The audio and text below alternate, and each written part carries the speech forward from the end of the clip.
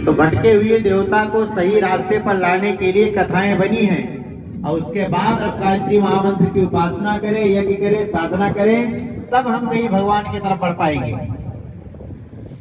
और अगर हम जीवन में उपासना नहीं करते हैं तो मनुष्य का ये शरीर पाने के बाद अगर कोई उपासना नहीं करता है तो मनुष्य नहीं है, वो पशु है। हम नहीं कह रहे थे आप लोग गुस्सा हो जाओ कि महाराज हमको पशु कह रहे हैं। ये इसके लिए है जो उपासना नहीं करता है, वो पशु है, ये पुराण कहता है। और उपमा भी दिए कि जीवन में मनुष्य का शरीर पाने के बाद अगर हम आपस में लड़ते हैं, आपस में लड़ाई करते हैं, चाहे वो सास बहू हो, देवरानी जेठानी हो, बेटा बाप हो, कोई भी आपस में लड़ाई करता हो तो मनुष्य नहीं है। शास्त्र कहता है कि मनुष्य के शरीर में उनको हम कुत्ता कह सकते हैं।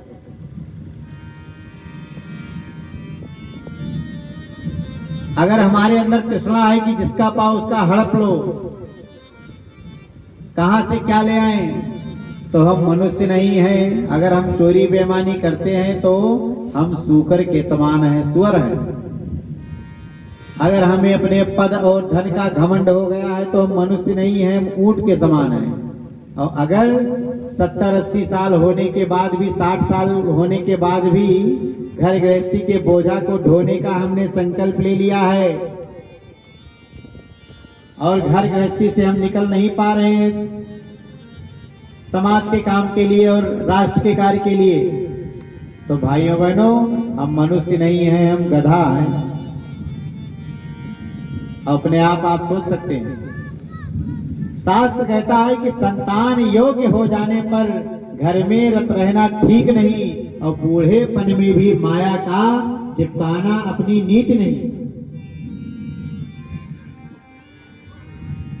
हम लोग नजदीक से ही नहीं आ पाते और हमारे बहुंदर भैया बैठे शिवपुरवा से अपने 4-6 लोगों को लेकर के और यहाँ पर जुटे हुए हैं, तो समय निकाला इन्होंने।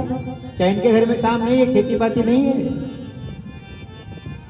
अरे हम देख करके आए, खूब बड़ी खेती पाती और बड़ा झाम है इनके यहाँ भी, लेकिन वहां से बच्चों को जिम्मेदारी दे करके अपने आप को फ्री कर लेते हैं। जहाँ भी ऐसे यज्ञ का आयोजन कराते हैं, लोगों के अंदर जो है अच्छे ज्ञान का प्रचार प्रसार होता है और जीवन आनंदित है।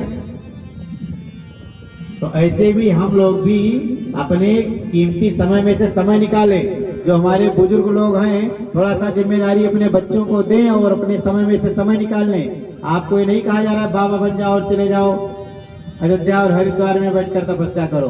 अपने ही क्षेत्र में जन जागरण का कार्य करें। ऐसे ही गांव-गांव यज्ञ कराएं, गायत्री और यज्ञ को घर घर में फैलाएं, क्योंकि 2026 का जो समय आ रहा है,